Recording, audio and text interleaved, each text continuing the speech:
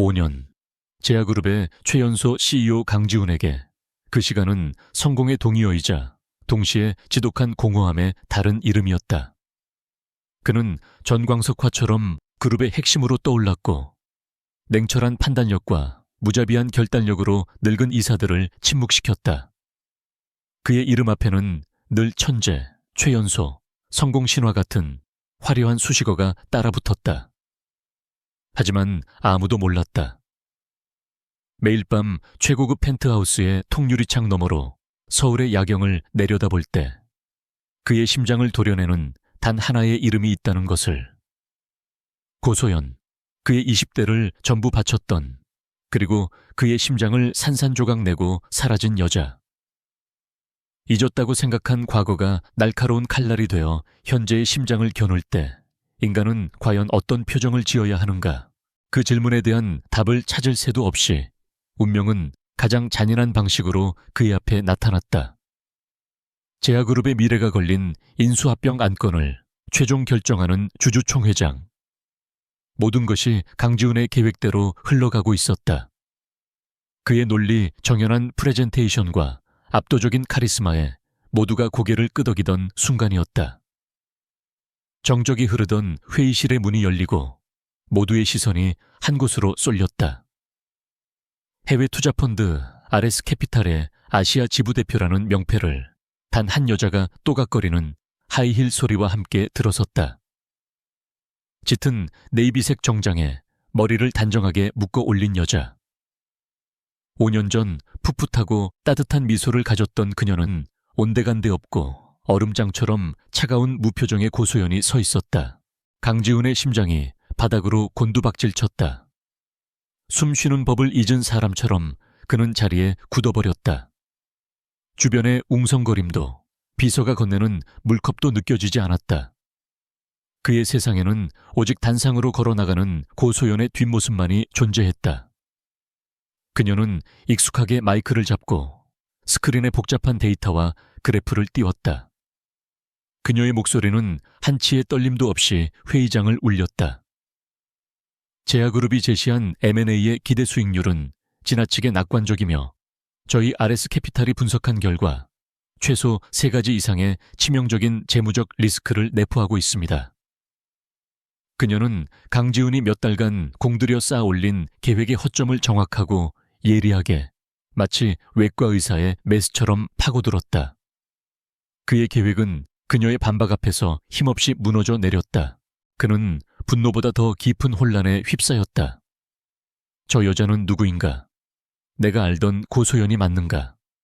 순수하고 따뜻했던, 자신의 작은 성공에도 아이처럼 기뻐해주던 그녀는 어디로 갔는가? 기억 속의 그녀와 눈앞의 냉혹한 전략가는 도저히 같은 인물일 수 없었다. 주주들은 동요하기 시작했고 결국 안건은 무기한 보류되었다. 강지훈의 완벽한 커리어에 처음으로 새겨진 패배라는 오점. 그리고 그 오점을 새긴 것은 다름 아닌 고소연이었다. 회의가 끝나고 사람들이 흩어지는 동안에도 그는 꼼짝할 수 없었다. 소연은 단 한 번도 그에게 눈길을 주지 않은 채 서류를 챙겨 유유히 회의장을 빠져나갔다. 그 차가운 무관심이 그의 자존심을 갈기갈기 찢어놓았다. 팀장님, 괜찮으십니까? 충성스러운 박 비서의 목소리가 그를 현실로 끌어냈다. 강지훈은 그제야 굳은 몸을 일으켰다. 그는 아무 말 없이 회의장을 나와 자신의 집무실로 향했다. 거대한 유리창 앞에 서서 방금 전 소연이 사라진 정문 쪽을 내려다보았다. 분노와 배신감, 그리고 알 수 없는 그리움이 뒤섞여 머릿속이 터질 것 같았다. 당장이라도 그녀를 붙잡고 묻고 싶었다. 지난 5년간 어디서 뭘 했는지, 왜 돌아왔는지, 그리고 왜 하필 자신의 앞길을 막아서는 방식으로 나타났는지. 그는 주먹을 세게 쥐었다. 손톱이 손바닥을 파고드는 고통이 느껴졌지만 심장의 통증에 비하면 아무것도 아니었다. 어떻게든 그녀를 다시 만나야 했다. 무슨 수를 써서라도. 그 결심을 굳힌 채 엘리베이터로 향하던 그의 발걸음이 순간 우뚝 멈췄다. 1층 로비의 한쪽 구석, 인적이 드문 소파에 앉아있는 익숙한 실루엣. 고소연이었다. 그녀는 누군가와 통화를 하는 듯 평소의 냉정한 표정과는 달리 부드러운 미소를 띠고 있었다. 강지훈은 자기도 모르게 기둥 뒤로 몸을 숨겼다. 그의 심장이 다시 격렬하게 뛰기 시작했다. 그녀에게 다가가려는 순간 그의 눈에 믿을 수 없는 광경이 들어왔다. 작은 아이 2명이 엄마라고 외치며 그녀의 품으로 달려들었다. 남자아이와 여자아이, 누가 봐도 영락없는 쌍둥이였다. 아이들은 약 4~5살 정도로 보였다. 소연은 차가운 전략가의 가면을 벗어던지고 세상에서 가장 따뜻한 엄마의 얼굴로 아이들을 끌어안았다. 강지훈은 그 자리에 얼어붙었다. 머릿속이 하얗게 비어버리는 느낌이었다. 결혼했나? 아이까지? 누구와? 수만 가지 질문이 떠올랐지만 그의 시선은 한 곳에 고정되었다. 소연의 품에 안긴 남자아이의 얼굴. 그 아이는 놀랍도록 자신을 닮아 있었다. 자신과 똑 닮은 날카로운 눈매, 고집스럽게 담은 입술, 심지어 무심한 듯한 표정까지. 여자아이는 소연의 부드러운 눈매와 미소를 가졌지만 오뚝한 콧날만큼은 의심의 여지 없이 강지훈 자신의 것이었다. 시간과 공간이 멈춘 듯 했다. 주주총회에서의 패배감도 그녀에 대한 분노도 모두 사라졌다. 그의 온 세상이 로비 한가운데서 웃고 있는 3사람에게로 빨려 들어갔다. 과거와 현재가 충돌하며 만들어낸 거대한 폭풍이 그의 심장 한가운데서 휘몰아치기 시작했다. 그날 밤 강지훈은 한숨도 잠들지 못했다. 그의 머릿속은 온통 로비에서 보았던 2 아이의 얼굴로 가득 차 있었다. 자신을 놀랍도록 닮은 아이들, 그리고 그 아이들을 사랑스럽게 바라보던 고소연의 미소. 그 장면은 그의 심장에 깊이 박힌 가시가 되어 끊임없이 그를 찔러댔다. 그는 다음 날 예정된 모든 회의를 취소하고 오직 고소연을 만날 방법만을 생각했다. RS 캐피탈의 사무실은 철옹성 같았고 그녀의 개인 연락처는 알아낼 방도가 없었다. 결국 그는 가장 원시적이고 무모한 방법을 택했다. 그녀의 회사가 있는 빌딩 주차장에서 무작정 기다리는 것이었다. 최고급 세단 안에서 대한민국 경제를 움직이는 CEO는 초조하게 담배만 태우는 평범한 남자에 불과했다. 몇 시간을 기다렸을까? 마침내 익숙한 차 한 대가 주차장으로 들어섰다. 고소연이었다. 그녀가 차에서 내리는 순간 강지훈은 심장이 멎는 듯한 기분으로 차 문을 열고 나갔다. 고소연. 그의 목소리는 생각보다 더 거칠고 잠겨 있었다. 그의 등장에 소연은 잠시 놀란 듯 어깨를 흠칫했지만 이내 아무렇지도 않다는 듯 차갑게 그를 응시했다. 강지훈 대표님, 여긴 어쩐 일이시죠? 사적인 용무로 찾아오실 사이는 아닌 것 같은데요. 그녀의 목소리에는 어떠한 감정도 실려 있지 않았다. 그 서늘한 말투가 비수가 되어 그의 가슴에 꽂혔다. 그는 애써 분노를 억누르며 본론으로 들어갔다. 어제 봤던 아이들, 누구야? 그의 직설적인 질문에 소연의 눈빛이 미세하게 흔들렸다. 하지만 그것도 잠시 그녀는 입꼬리를 비틀어 올리며 비웃음을 날렸다. 대표님이 그걸 알아서 어디에 쓰시려고요? 제 아이들입니다. 그것만으로는 부족한가요? 내 아이들이기도 한가? 강지훈은 한 걸음 더 다가서며 그녀를 압박했다. 2 사람 사이의 공기가 팽팽하게 당겨졌다. 소연은 그의 시선을 피하지 않고 똑바로 마주했다. 아니요. 그녀의 단호한 대답은 망치처럼 그의 머리를 내리쳤다.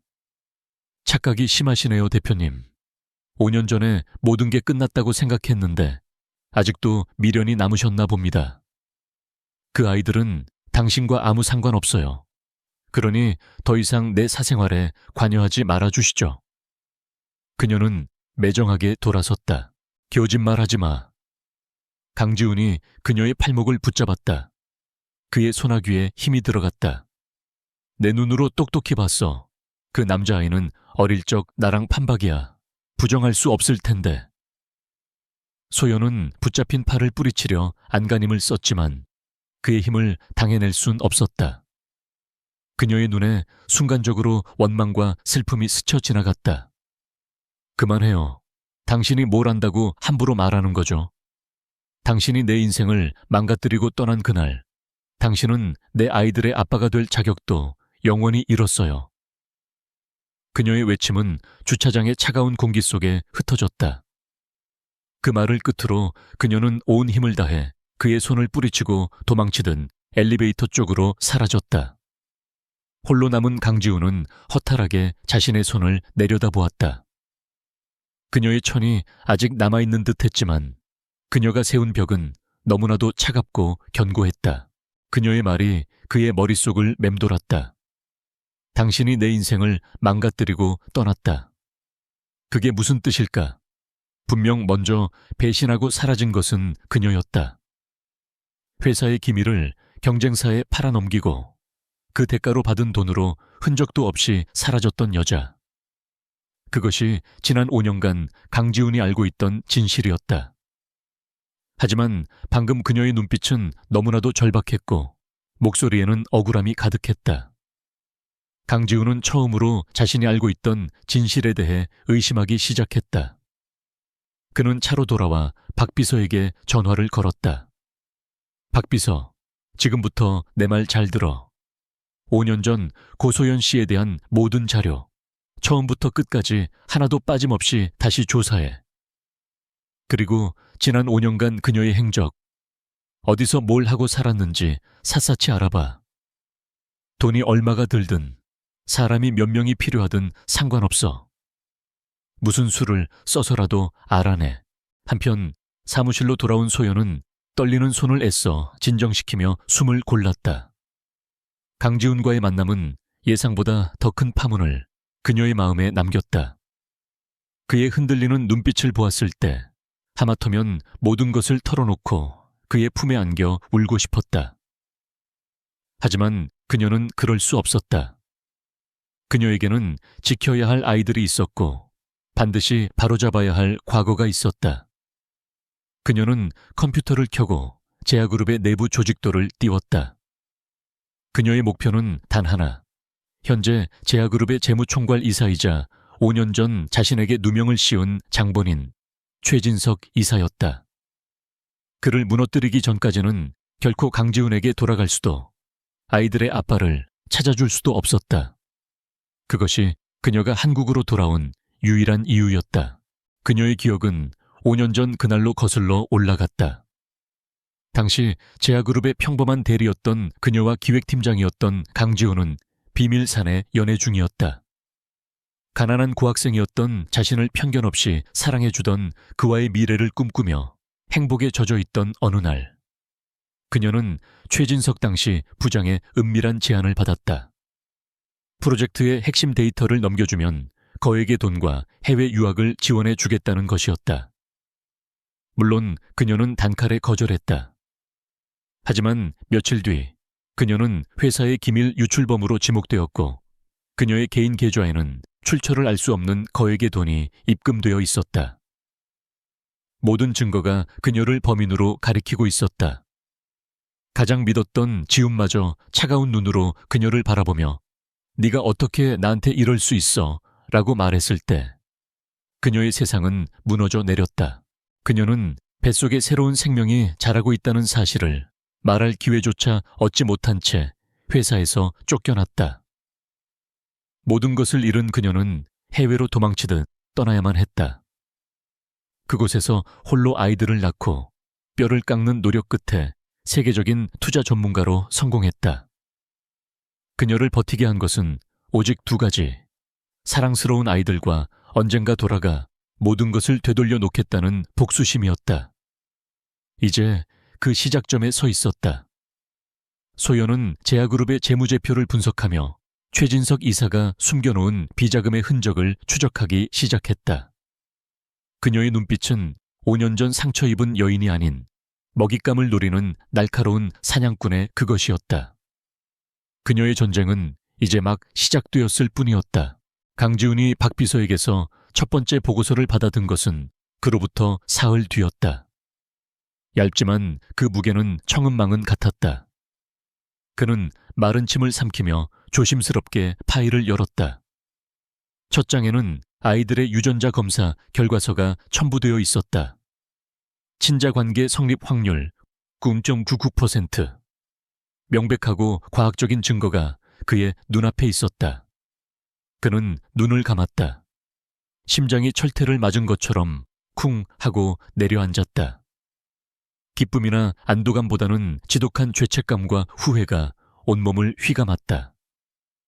그녀가 임신한 몸으로 홀로 자신을 떠나야 했을 때 얼마나 무섭고 외로웠을까. 자신이 그녀를 조금이라도 더 믿어주었다면 모든 것이 달라졌을 것이다. 후회는 날카로운 칼이 되어 그의 심장을 헤집었다. 다음 장으로 넘기자 소연이 지난 5년간 살아온 기록이 빼곡히 적혀 있었다. 미국으로 건너간 그녀는 작은 식당에서 접시를 닦는 일부터 시작했다. 낮에는 일하고 밤에는 독학으로 금융을 공부했다. 쌍둥이를 낳은 후에는 더욱 치열하게 살았다. 잠을 줄여가며 아이들을 돌보고 공부를 병행했다. 보고서에 첨부된 몇 장의 사진 속에는 낡은 아파트에서 아이들에게 책을 읽어주는 앳된 모습의 소연, 두 아이의 손을 잡고 눈밭을 걷는 소연의 뒷모습이 담겨 있었다. 화려한 커리어 우먼의 모습 뒤에 숨겨진 그녀의 고독한 시간들이 파노라마처럼 그의 눈앞을 스쳐 지나갔다. 강지훈은 자기도 모르게 주먹을 꽉 쥐었다. 손등에 핏줄이 붉어졌다. 분노의 대상은 이제 그녀가 아니라 그녀를 그렇게 내몰고도 진실을 알아보려 하지 않았던 자기 자신이었다. 같은 시각 제아그룹 최진석 이사의 사무실에는 무거운 침묵이 흘렀다. 그는 자신의 부하가 건넨 서류를 내려다보고 있었다. 서류에는 RS캐피탈 아시아 지부 대표 고소연의 프로필이 담겨 있었다. 5년 전 자신의 손으로 직접 나락에 떨어뜨렸던 그 이름. 그는 그녀가 이 정도로 화려하게 부활하리라고는 상상도 못했다. 단순한 복수심에 이끌린 행동이라고 보기에는 그녀의 행보가 너무나도 대담하고 치밀했다. 주주총회에서 제아그룹의 M&A를 막아선 것은 시작에 불과했다. 그녀는 분명 자신의 비자금 내역과 과거의 비리를 파헤치기 위해 돌아온 것이 틀림없었다. 최진석의 입가에 비릿한 미소가 걸렸다. 어린 계집애가 겁도 없이 호랑이 굴에 다시 기어들어와. 5년 전에는 운 좋게 살아나갔지만 이번에는 그렇게 안 되지. 그는 수화기를 들어 어디론가 전화를 걸었다. 나 최 이사인데 사람 하나 손 좀 봐줘야겠어. 죽일 필요까진 없고 다시는 한국 땅에 발붙일 생각 못하게 겁만 단단히 줘. 데리고 다니는 애들이 둘 있던데 그쪽을 이용하면 더 효과가 좋을 거야. 그는 전화를 끊고 의자에 깊숙이 몸을 기댔다. 그의 얼굴에는 죄책감 따위는 찾아볼 수 없었다. 오직 자신의 앞길을 막는 장애물을 제거하려는 냉혹한 계산만이 번뜩일 뿐이었다. 그는 고소연이 강지훈에게 어떤 의미인지 잘 알고 있었다. 그렇기에 더욱 그녀를 그냥 둘 수 없었다. 그녀의 존재는 강지훈을 흔들 수 있는 가장 위험한 변수였고 자신의 자리를 위협하는 가장 날카로운 칼날이었다. 며칠 뒤 소연은 유치원이 끝난 아이들을 데리고 집으로 향하고 있었다. 차 안에서는 아이들이 오늘 배운 동요를 부르며 제잘거렸고 그 모습을 보며 소연은 오랜만에 편안한 미소를 지었다. 강지훈과의 재회 이후 계속 긴장 속에 살았지만 아이들의 웃음소리는 그녀에게 유일한 안식처였다. 아파트 단지로 진입하는 한적한 이면도로에 접어들었을 때였다. 갑자기 뒤에서부터 거대한 덤프트럭 한 대가 경적도 울리지 않고 무서운 속도로 돌진해왔다. 백미러로 그 광경을 목격한 소연의 심장이 멎는 듯 했다. 본능적으로 아이들을 보호해야 한다는 생각에 그녀는 핸들을 미친 듯이 오른쪽으로 꺾었다. 끼익! 날카로운 마찰음과 함께 차가 가드레일을 들이받고 멈춰 섰다. 덤프트럭은 그녀의 차를 스치듯 지나 그대로 어둠 속으로 사라졌다. 엄마, 무서워. 괜찮아, 괜찮아. 엄마 여기 있어. 충격으로 아이들이 울음을 터뜨렸다. 소연은 떨리는 손으로 안전벨트를 풀고 뒤를 돌아 아이들을 끌어안았다. 다행히 아이들은 다친 곳 없이 무사했다. 하지만 소연은 알 수 있었다. 이것은 단순한 사고가 아니라는 것을. 자신과 아이들을 향한 명백한 경고였다. 그녀가 공포에 질려 어찌할 바를 모르고 있을 때 급정거 소리와 함께 검은색 세단 한 대가 그녀의 차 앞에 멈춰 섰다. 차 문이 열리고 믿을 수 없을 만큼 창백한 얼굴의 강지훈이 뛰어왔다. 그는 차마 소연에게 다가오지 못하고 찌그러진 차체와 울고 있는 아이들을 번갈아 보며 몸을 떨고 있었다. 그의 뒤를 따르던 박 비서가 재빨리 상황을 수습하고 경찰에 신고했다. 강지훈은 망설임 없이 뒷문을 열고 울고 있는 아이들을 품에 안았다. 괜찮아. 아저씨가 있잖아. 이제 괜찮아. 그의 목소리는 심하게 떨리고 있었다. 아이들은 낯선 남자의 품에서도 이상하게 안정감을 느끼는 듯 서서히 울음을 그쳤다. 그는 아이들을 자신의 차에 태운 뒤 아직도 충격에서 벗어나지 못한 채 운전석에 앉아있는 소연에게 다가왔다. 그는 아무 말 없이 그녀의 어깨를 감싸 안았다. 미안해. 내가 너무 늦어서 미안해. 그의 낮은 목소리가 소연의 귓가에 울렸다. 그 순간 지난 5년간 억눌러왔던 모든 서름과 공포가 한꺼번에 터져 나오며 그녀는 그의 품에서 아이처럼 오열했다. 모든 것이 엉망진창이었지만 이상하게도 그의 품은 세상에서 가장 안전한 곳처럼 느껴졌다. 한참 뒤 그는 그녀를 부축해 자신의 차에 태웠다. 그리고는 단호한 목소리로 선언했다. 더 이상은 안 돼. 당신과 아이들은 오늘부터 나와 함께 지낼 거야. 이건 부탁이 아니라 통보야. 그의 눈빛은 흔들림 없었고 그 어떤 반론도 허용하지 않겠다는 강력한 의지가 담겨 있었다. 강지훈의 개인 별장은 서울 외곽의 한적한 강변에 위치해 있었다. 높은 담장과 최첨단 보안 시스템으로 둘러싸인 그곳은 외부 세계와 완벽하게 차단된 요새와도 같았다. 하지만 고소연에게 그곳은 화려한 감옥일 뿐이었다. 별장에 도착한 첫날, 그녀는 아이들의 손을 꼭 잡은 채 낯선 공간을 경계의 눈빛으로 둘러보았다. 모든 것이 최고급이었지만 그 어디에도 사람의 온기는 느껴지지 않았다. 마치 차가운 강지훈 그 자신을 닮은 집이었다.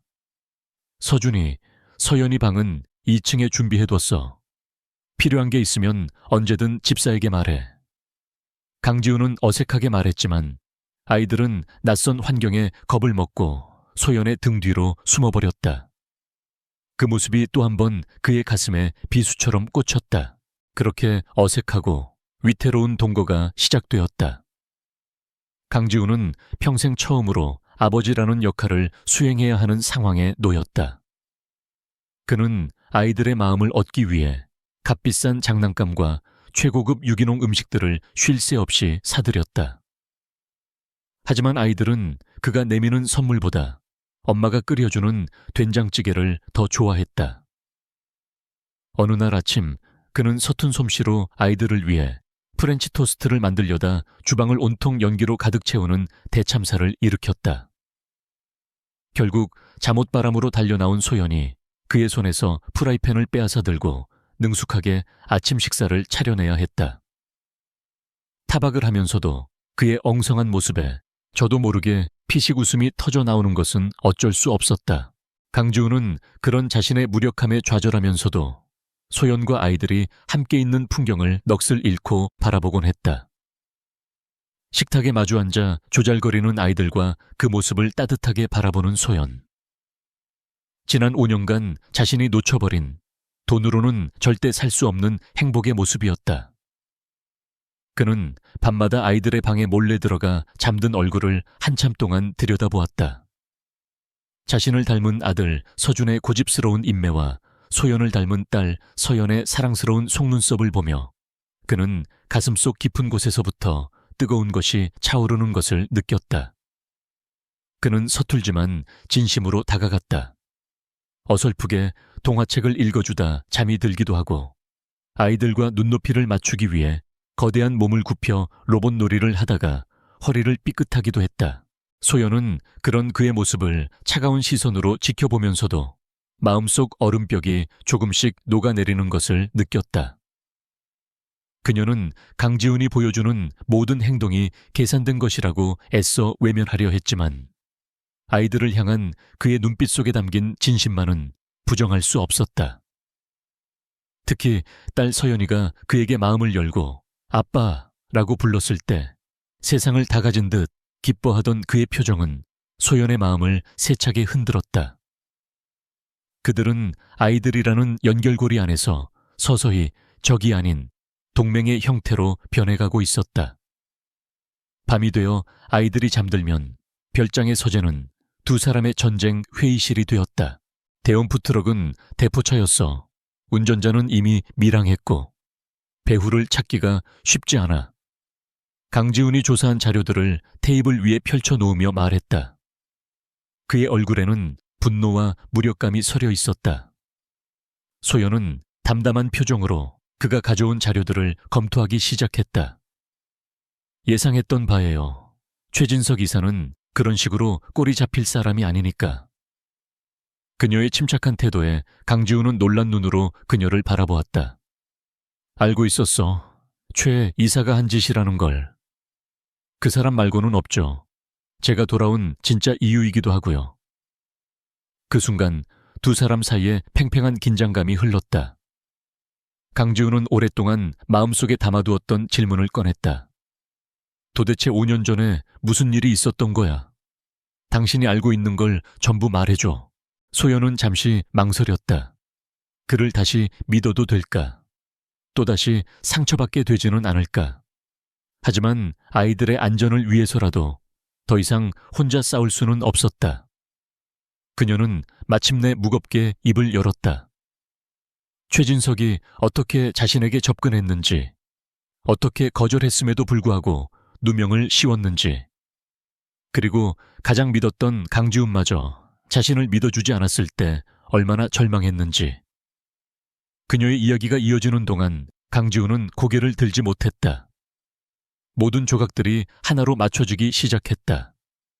소연이 떠난 직후 해당 프로젝트의 실패 책임을 져야 했던 경쟁사 임원이 의문사했고 그 프로젝트를 다시 되살려 막대한 이익을 챙긴 사람이 바로 최진석이었다. 그는 그 공로를 인정받아 지금의 자리까지 오를 수 있었다. 미안하다는 말로는 부족하겠지. 강지훈의 목소리가 낮게 잠겨 있었다. 그는 자리에서 일어나 서랍에서 서류 한 장을 꺼내 그녀에게 건넸다. 유전자 검사 결과서였다. 당신을 의심해서 한 게 아니야. 확신이 필요했어. 내가 이 아이들을 지켜야 할 아빠라는 확신. 그의 눈빛은 진심이었다. 소연은 말없이 서류를 내려다보았다. 그녀가 원했던 것은 이런 과학적 증명이 아니었다. 그저 믿는다는 따뜻한 말 한마디였을 뿐이다.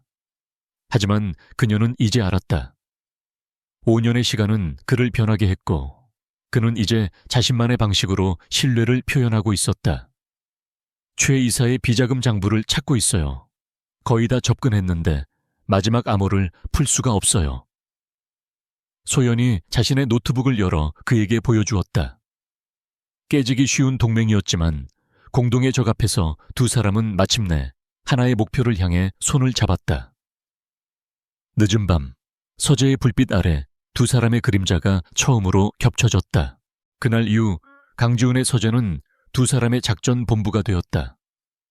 낮에는 아이들의 웃음소리가 가득한 평범한 집이었지만 밤이 되면 팽팽한 긴장감이 흐르는 전쟁터로 변했다. 그들은 최진석 이사의 비자금 장부가 숨겨진 서버에 거의 접근했지만 마지막 관문인 다중 암호화된 비밀번호 앞에서 번번이 가로막혔다. 소연의 뛰어난 해킹 실력과 지훈의 내부 정보를 동원해도 최진석이 설정해 놓은 마지막 방어벽은 철옹성처럼 견고했다. 단순한 숫자나 단어의 조합이 아닐 겁니다. 그 인간의 인생에서 가장 의미 있는 무언가와 관련이 있을 거예요. 소연은 며칠 밤을 새워 붉게 충혈된 눈으로 모니터를 응시하며 말했다. 그 인간에게 의미 있는 것이라고는 돈과 권력뿐이야. 지우는 냉소적으로 말했지만 소연의 말은 그의 머릿속을 맴돌았다. 그는 즉시 박 비서에게 최진석의 모든 개인 신상 정보를 다시 파헤치라고 지시했다. 그의 결혼기념일, 자식들의 생일, 심지어 그가 처음으로 비리를 저질렀던 날짜까지. 하지만 그 어떤 조합도 비밀번호와 일치하지 않았다. 시간은 속절없이 흘러갔고 최진석 쪽에서도 서서히 압박의 강도를 높여오기 시작했다. 제아그룹 내에서 소연의 과거 이력을 문제 삼는 익명의 투서가 돌기 시작했고 RS캐피탈의 다른 투자건들에 대한 악의적인 루머가 퍼져나갔다.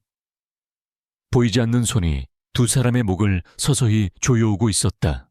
그러던 어느 날 박 비서로부터 긴급한 연락이 왔다. 대표님, 5년 전 대표님께서 직접 주재하셨던 징계위원회 회의록 원본 음성 파일을 서버 깊숙한 곳에서 발견했습니다. 누군가 의도적으로 삭제하려 한 흔적이 있는데 복원에 성공했습니다. 강지훈의 심장이 쿵 하고 내려앉았다. 잊으려야 잊을 수 없는 그날의 기억. 소연에게 배신자라는 낙인을 찍고 그녀의 모든 것을 빼앗았던 바로 그 회의였다. 그는 떨리는 손으로 파일을 전송받았다. 소연은 그의 굳은 표정을 보고 직감적으로 그 파일이 무엇인지 알아차렸다. 그녀의 얼굴이 하얗게 질렸다. 틀어봐요. 그녀는 마른 입술을 적시며 힘겹게 말했다. 서재 안에는 무거운 침묵과 함께 5년 전 그날의 목소리들이 울려 퍼지기 시작했다. 최진석의 위선적인 목소리가 소연의 죄목을 하나하나 나열했고 다른 이사들이 동조하는 소리가 뒤를 이었다. 그리고 마침내 차갑게 얼어붙은 자신의 목소리가 들려왔다. 고소연 씨, 할 말 있습니까? 침묵. 그리고 이어지는 그의 판결. 제아그룹은 고소연 씨를 즉시 파면 조치하고 회사에 끼친 손해에 대한 모든 법적 책임을 물을 것입니다. 음성 파일 속 자신의 목소리는 너무나도 냉정하고 잔인해서 마치 다른 사람의 것처럼 낯설게 느껴졌다. 소연은 눈을 감고 주먹을 꽉 쥐었다. 그날의 절망과 고통이 생생하게 되살아나 온몸을 핥히는 듯했다. 파일이 끝났다고 생각한 순간 지지직거리는 잡음과 함께 회의가 끝나고 모두가 나간 뒤 녹음된 듯한 짧은 대화가 흘러나왔다. 최진석과 그의 신복인 김 부장의 목소리였다. 처리됐나? 네 이사님, 완벽합니다. 강지훈 저 멍청한 놈 완전히 속아 넘어갔습니다. 지가 사랑하던 계집애한테 제대로 뒤통수 맞았다고 생각하니 이성을 완전히 잃었더군요. 절대 의심 못할 겁니다. 그래, 사랑에 눈이 멀면 그렇게 되는 거야. 이제 저 프로젝트는 우리 차지가 됐군. 짤막한 대화. 하지만 그 안에는 모든 진실이 담겨 있었다. 최진석이 소연에게 누명을 씌웠을 뿐만 아니라 자신과 소연의 관계를 역이용해 자신의 의심을 증폭시키고 판단력을 흐리게 만들었다는 명백한 증거였다.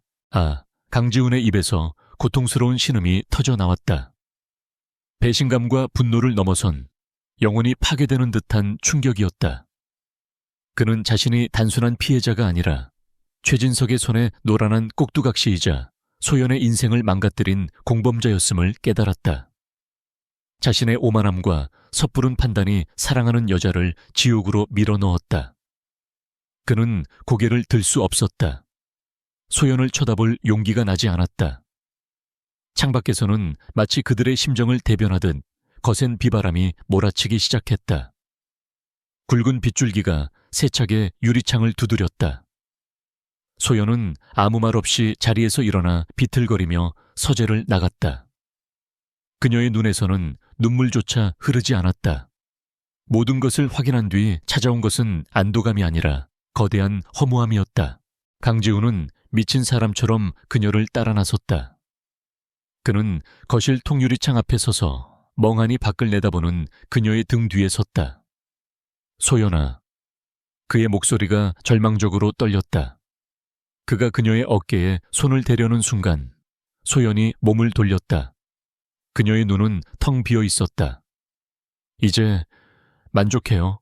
당신의 의심이 틀렸다는 걸 알았으니 이제 속이 시원하냐고요. 그녀의 목소리는 칼날처럼 날카로웠다. 그 순간 강지훈의 모든 것이 무너져 내렸다. 그는 그녀의 앞에 그대로 무릎을 꿇었다. 대한민국을 호령하던 재벌 그룹의 총수가 한 여자의 앞에서 모든 자존심을 버리고 오열하기 시작했다. 잘못했어.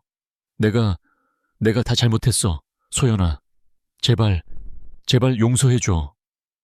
그는 차마 그녀를 붙잡지도 못하고 바닥에 엎드려 어린아이처럼 울부짖었다. 그 처절한 모습에 굳게 닫혀있던 소연의 눈에서도 마침내 뜨거운 눈물이 쉴 새 없이 흘러내렸다. 그녀는 무너져 내린 그를 천천히 끌어안았다. 5년의 오해와 원망이 폭풍우 치는 밤의 눈물 속에 씻겨 내리고 있었다. 죽은 줄 알았던 사랑이 더 아프고 더 절실한 모습으로 다시 심장을 뛰게 하고 있었다. 폭풍우가 지나간 다음 날 아침, 별장에는 거짓말 같은 고요함이 찾아왔다. 밤새 서로의 상처를 보듬으며 뜬 눈으로 밤을 지새운 강지훈과 고소연 사이에는 더 이상 5년 전의 오해와 원망이 남아있지 않았다. 그 자리에는 함께 적을 마주해야 한다는 굳건한 결의와 서로에 대한 애틋한 신뢰만이 존재했다. 그들의 시선은 이제 하나의 목표, 최진석의 완전한 몰락을 향해 있었다. 그 녹음 파일만으로는 부족해요. 결정적인 증거, 비자금 장부를 손에 넣어야 모든 것을 끝낼 수 있어요. 소연이 먼저 입을 열었다. 그녀의 목소리는 밤새 울어 잠겨 있었지만 그 어느 때보다 단단했다. 강지훈은 고개를 끄덕였다. 그는 밤새 5년 전의 음성 파일을 수십 번도 더 돌려들었다. 그러다 문득 최진석이 내뱉었던 한마디가 뇌리를 스쳤다. 사랑에 눈이 멀면 그렇게 되는 거야. 그 말은 자신을 조롱하기 위한 것이었지만 동시에 최진석이라는 인간의 본질을 보여주는 말이기도 했다. 그는 타인의 감정을 약점이라 여기고 경멸하는 인간이었다. 비밀번호, 혹시 5년 전 그 징계위원회가 열렸던 날짜 아닐까? 지훈이 나지막이 말했다. 그에게는 자신의 계략이 완벽하게 성공하고 나를 나락으로 떨어뜨린 가장 큰 승리의 날일 테니까. 그걸 비밀번호로 설정해 놓고 매일같이 들여다보며 비웃고 있었을 거야. 그 가설에 소연의 눈이 번뜩였다. 지독한 자기애와 오만함에 빠진 최진석이라면 충분히 그러고도 남을 인간이었다. 그들은 즉시 서재로 달려갔다. 소연이 떨리는 손으로 노트북에 8자리의 숫자를 입력했다. 5년 전 그날의 날짜. 엔터키를 누르자 거짓말처럼 굳게 닫혀있던 서버의 마지막 방화벽이 해제되었다. 화면 가득히 최진석이 수년간 축적해온 비자금 내역과 불법적인 자금 흐름, 그리고 국내외 정재계 인사들과의 검은 거래 내역이 빼곡히 나타났다.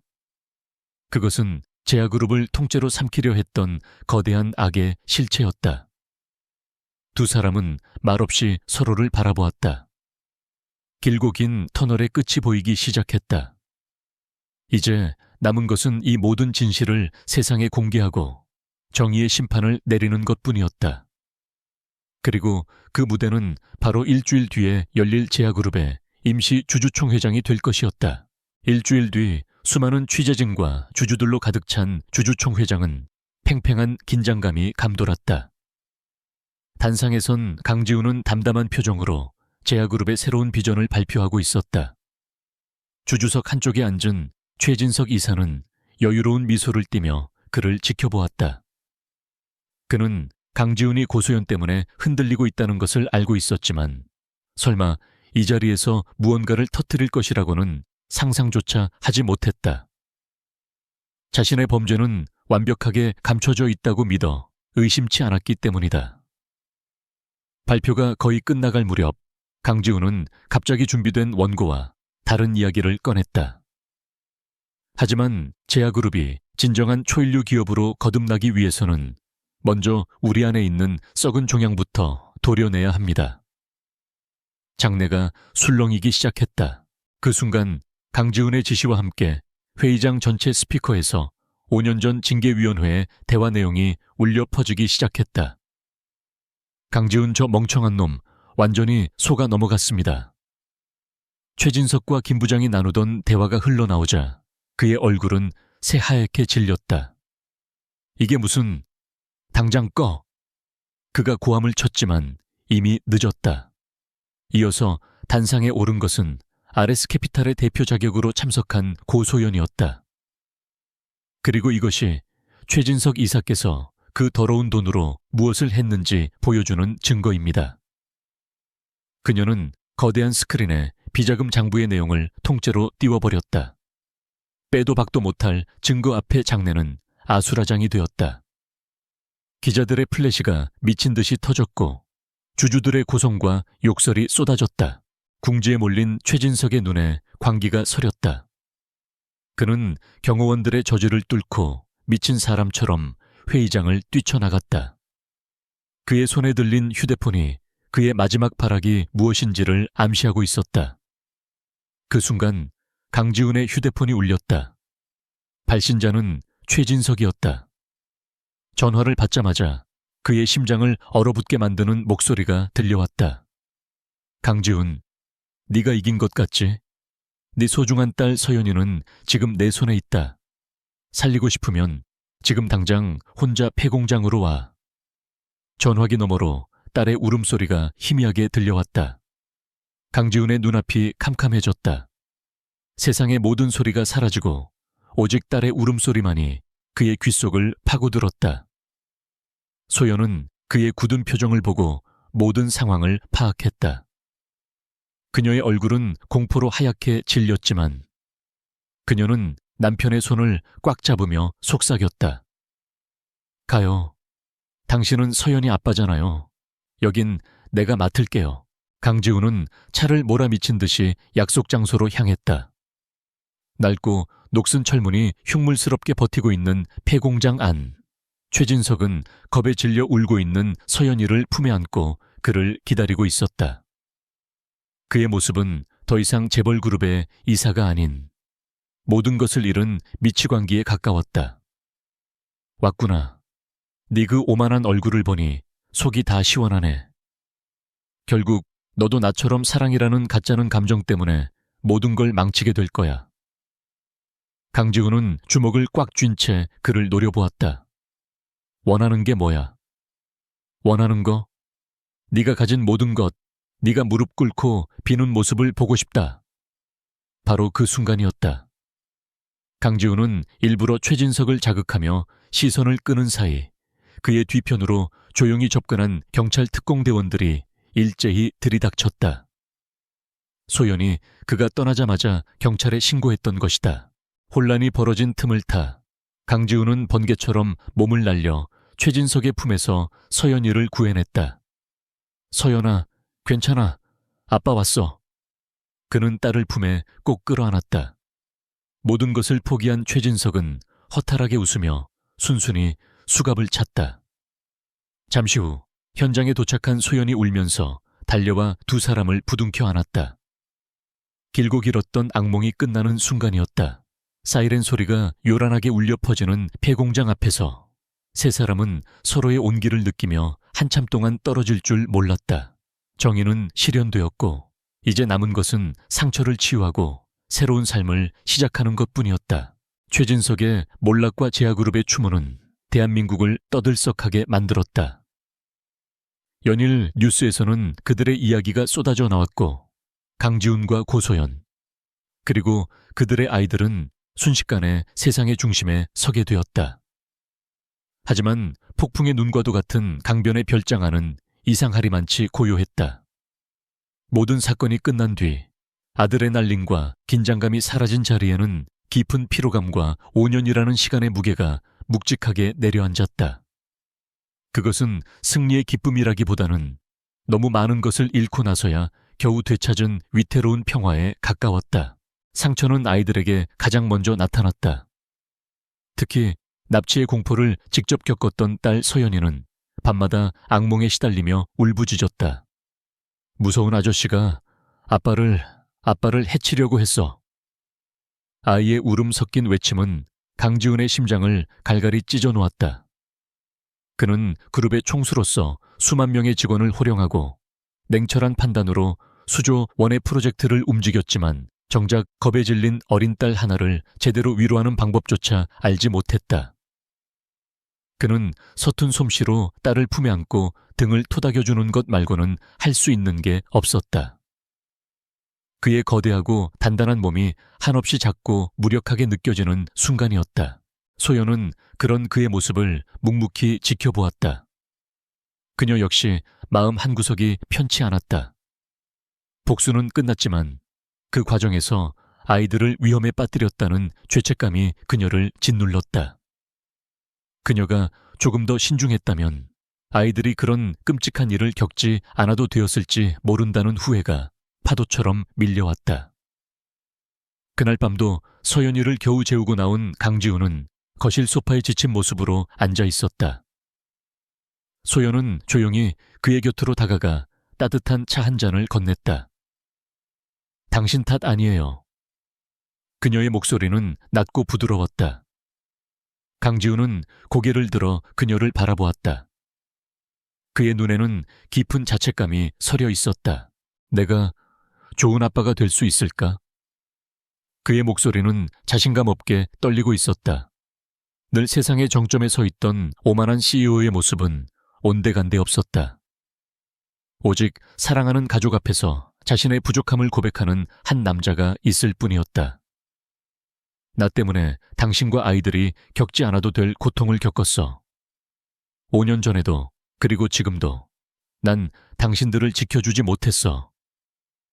소연은 말없이 그의 손 위로 자신의 손을 포겠다.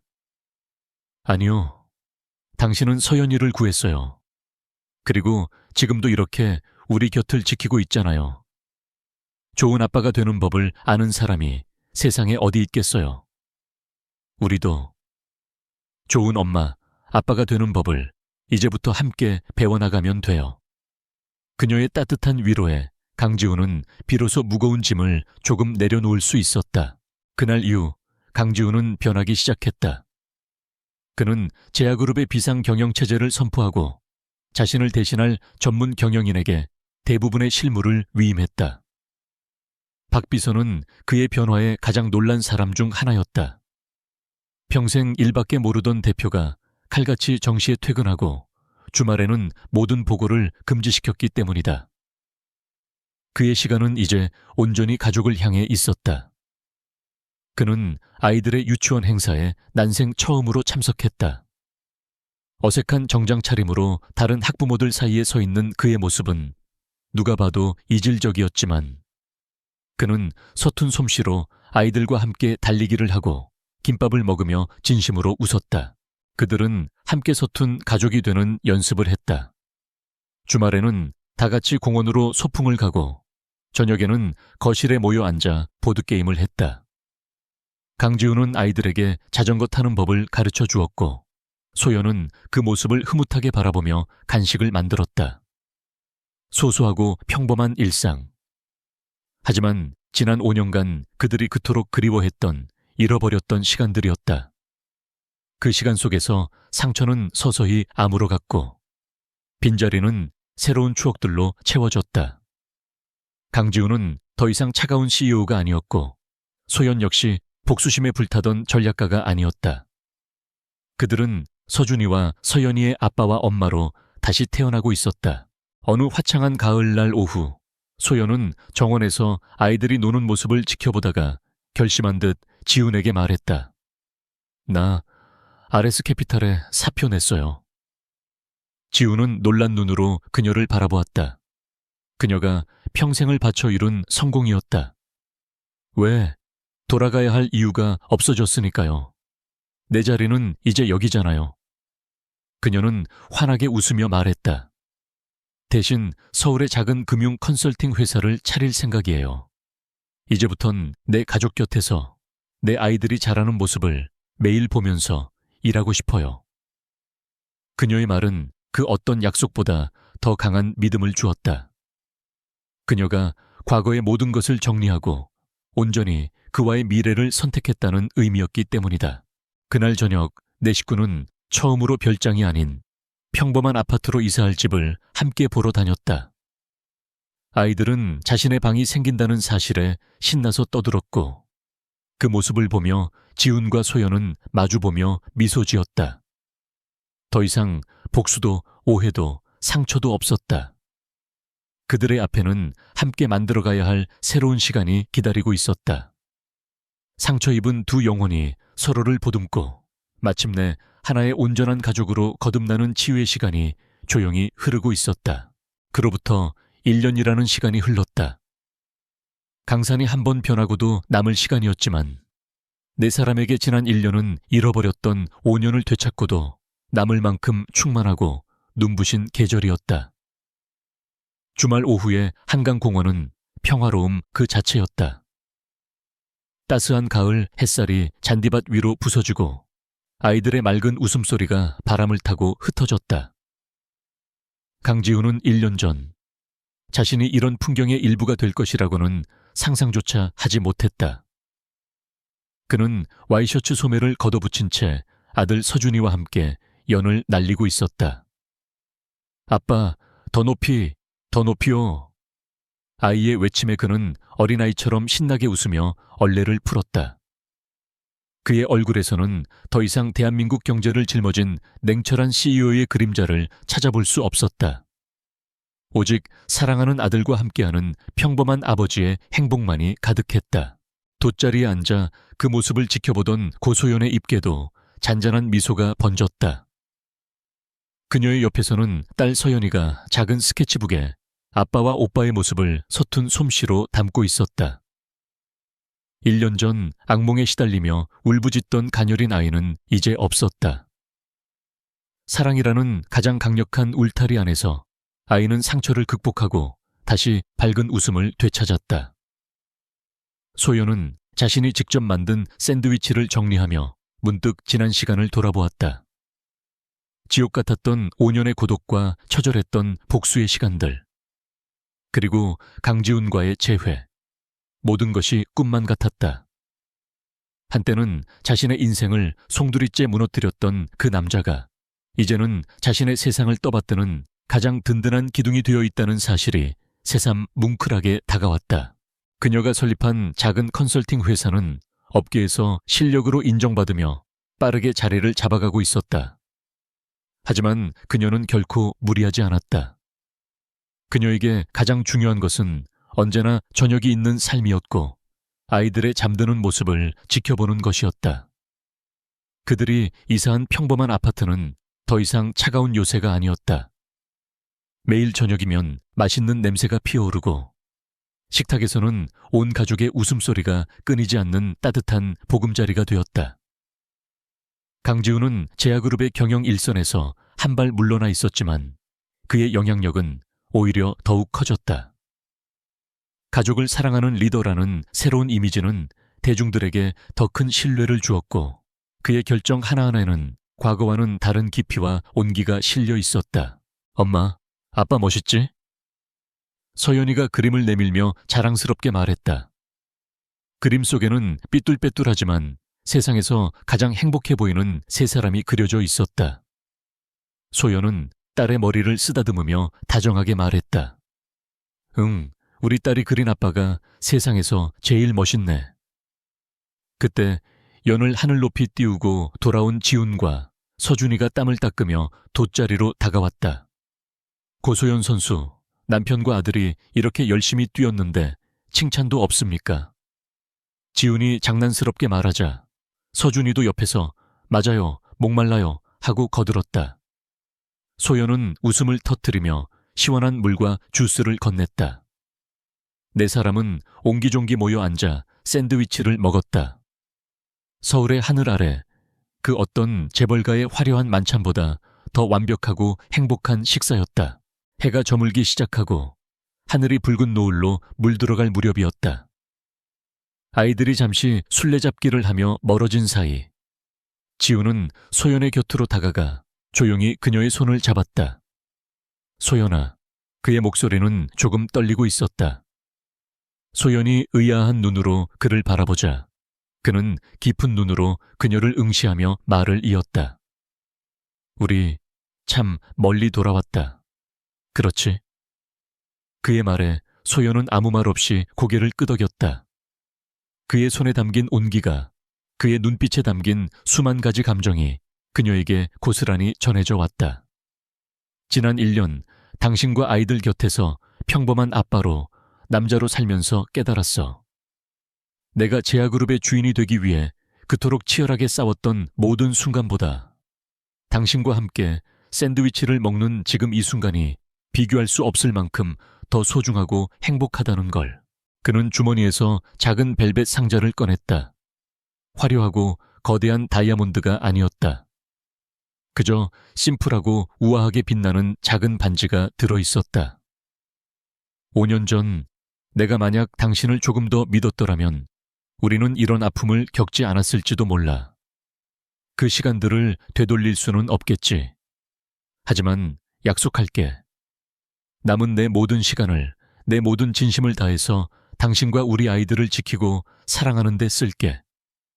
더 이상 상처받지 않게, 더 이상 외롭지 않게 내가 당신의 영원한 울타리가 되어줄게. 그는 그녀의 앞에 한쪽 무릎을 꿇었다. 고소연, 나와, 그리고 우리 아이들과 법적으로도 완전한 진짜 가족이 되어주겠어? 나와 결혼해줘. 소연의 눈에서 뜨거운 눈물이 방울져 떨어졌다. 그것은 슬픔의 눈물이 아니었다. 모든 상처가 치유되고 마침내 완전한 행복을 찾은 여자의 기쁨의 눈물이었다. 그녀는 환하게 웃으며 고개를 끄덕였다. 네, 그럴게요. 지우는 떨리는 손으로 그녀의 네 번째 손가락에 반지를 끼워주었다. 그 순간 술래잡기를 하던 아이들이 달려와 두 사람의 품에 안겼다. 엄마, 아빠 뭐해요? 왜 엄마 울어요? 아이들의 순진한 질문에 두 사람은 서로를 마주보며 웃음을 터뜨렸다. 지우는 소연과 두 아이를 한꺼번에 힘껏 끌어안았다. 아니야, 엄마 기뻐서 우는 거야. 이제 우리 네 사람 세상에서 제일 행복한 진짜 가족이 되는 거거든. 붉은 노을이 한강을 비추고 네 사람의 행복한 그림자가 길게 늘어졌다. CEO는 그녀를 잊지 못했다. 그리고 마침내 그녀와 아이들과 함께 영원한 사랑을 약속하며 완전한 가족을 이루었다. 운명의 장난처럼 시작된 아픈 인연은 이제 그 무엇도 끊을 수 없는 단단한 사랑의 결실이 되어 아름답게 빛나고 있었다.